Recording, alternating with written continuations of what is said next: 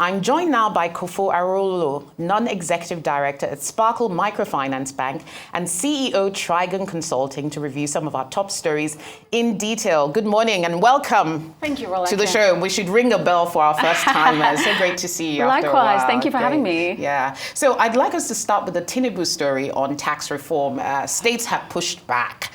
Tell us about this. What does all this mean for Nigeria? I mean, congratulations to Mr. Ayodele and the FIRS team. Okay. I mean, the pushback is really from the fact that VAT is going from 7.5% to 10%. Now, that's not really the issue. The issue is the distribution of the VAT. Obviously, there's some states that generate more income than others. So the governors and the NAC are pushing back, and they would like a review of the distribution of the proceeds from the VAT.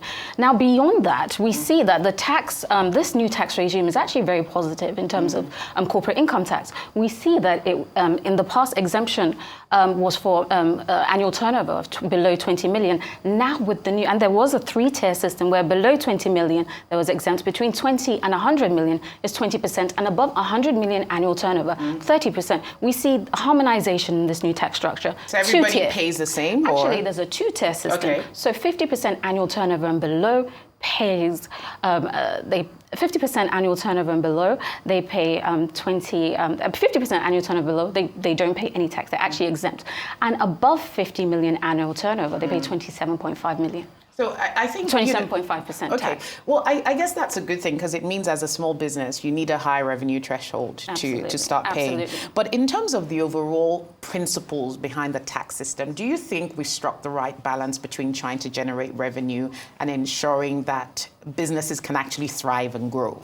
I mean, of course, in order for any economy to grow, it requires a taxation regime, a monetary and fiscal policy that mirrors the current economic climate. Of course, what we want to see is more expansionary measures, more investment, more capital investment in agriculture, in technology, in human capital and the likes. So it'll be interesting to see how the policies are reflected in that regard to encourage and stimulate the economy. Indeed, as Nigerians, we often talk about the fact that we just need to boost overall productivity and output. Naturally, we do have the demographic, we have the numbers, and we have the landmass. Absolutely. And so there's all the natural ingredients are here for us to succeed in that regard. We just need an enabling environment. Yeah, indeed. We'll see how that evolves. Now, another story which I'm really excited about is African startups. They're raising funding.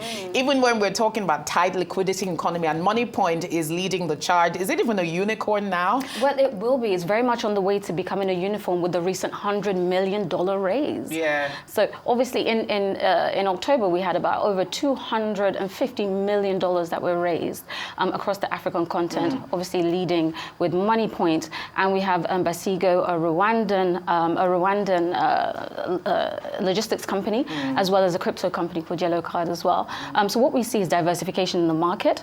And with the diversification, we see there's a maturing of the market. But this is also the reason why, bearing in mind the broader climbs and the dip in global funding, we see that interest in the African continent pertains. And indeed. And in terms of the diversification, people often talk about Nigeria, Kenya, some of the big countries being the tech hubs. Are we seeing any new interesting trends in terms of sectors or regions with fundraising? Yeah, so we're seeing the next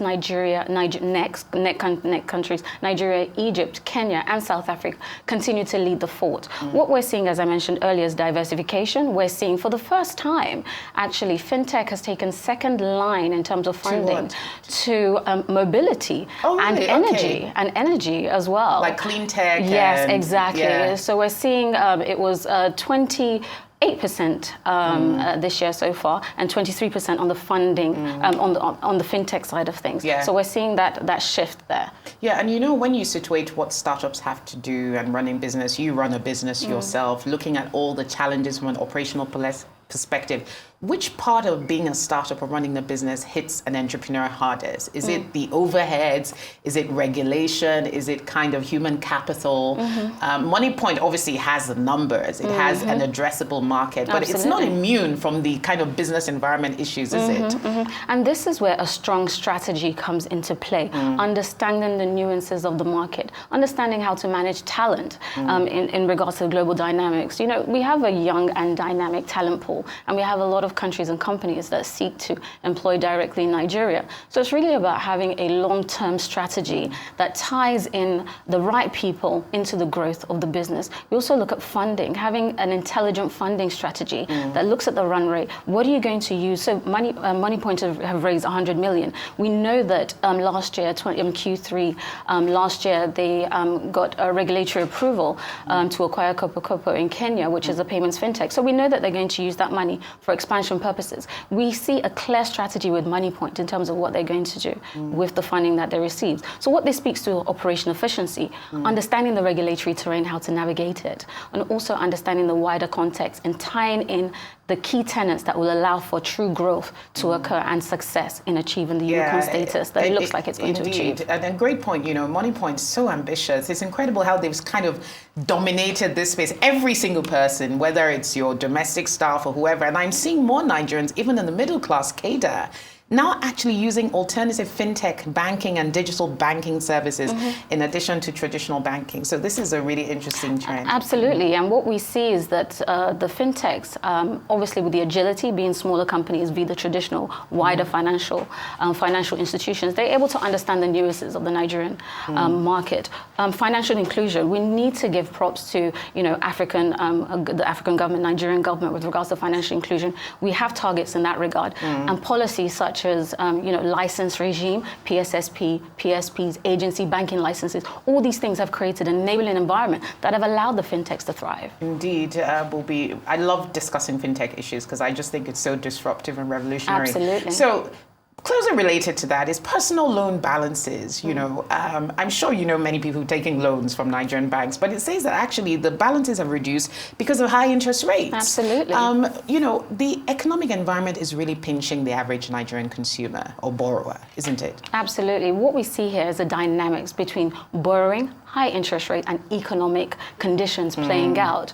Borrowers at that scale of the market typically take personal finance for education purposes, to fund health, emergency health, and just emergency challenges. But what we're seeing is that the borrowers, the high interest rate is really pinching in terms of disposable income. Borrowers are seeking to pay down those loans instead of taking on additional spending. But what that means is that borrowers are really feeling the pinch. If we look at consumer credit broadly, personal borrowing actually is 73% of that. But what we're seeing is small-scale lending is creeping up. And what that means is that businesses are seeking alternative funding strategies to try to survive in the current economic terrain. So it's actually even then creating an opportunity for other types of businesses in the micro-lending space. We just talked about fintech to actually meet a need.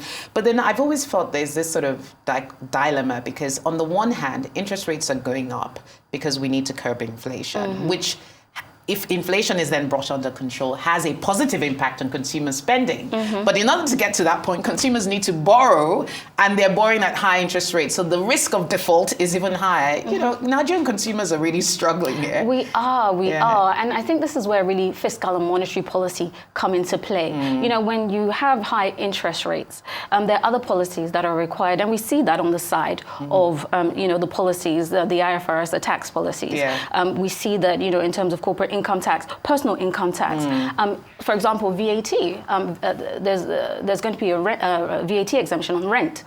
So what that means is that individuals and corporates will be able to save a little bit and invest that in the business and their talent. So we are seeing the federal government leverage both monetary and fiscal policy to try to balance out what is happening in the economy. Yeah, not an exact science. Hopefully we get the balance right. Our final story I want us to touch on is the Bank of England. Rate cuts. Is this a sign that the UK has got inflation under control and there's nothing to worry about? I mean, this is a perfect example of how a country leverages fiscal and monetary policy again to manage the economy.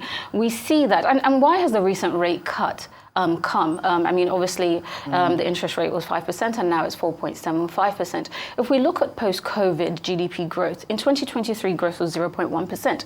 In 2024, it's estimated to be 1.1%. However, in 2025, it's estimated to be between 1.5 and 2%. What that means is we require expansionary policies. Expansionary policies will increase disposable income, reduce unemployment, and manage inflation, keep inflation around that 2%, which is a target in the UK.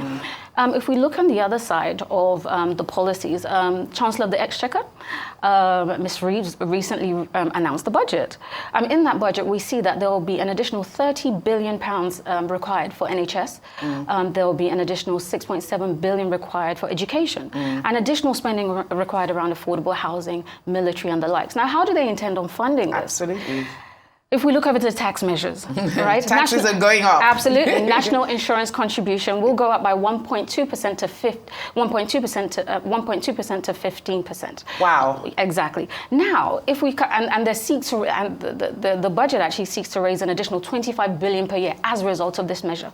Now, when we couple that with a 6.7% increase in minimum wage, it will be interesting to see how that plays out in the labour market. Yeah, indeed, in the labour market, I've had a few friends there who complained about taxes growing and wanting to jack budgets in Nigeria. Absolutely. So it's really interesting to see. I think the global economy is going through a lot of the motions this season with, central banks trying to balance boosting economic growth with controlling, inflation and runaway inflation in some markets. We have a lot going on in we markets. did. But, fantastic insights, Kofo Arowolo. Hopefully you can come back on the show. It's been fantastic to have you. Thank you for having me.